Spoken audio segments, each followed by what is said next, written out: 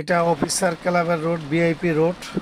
শুধু ঢাকা শহরে আজকে এই রাস্তাটাই আছে শুকনা, আর কোনো রাস্তা শুকনা নাই, সব রাস্তায় ডুবা।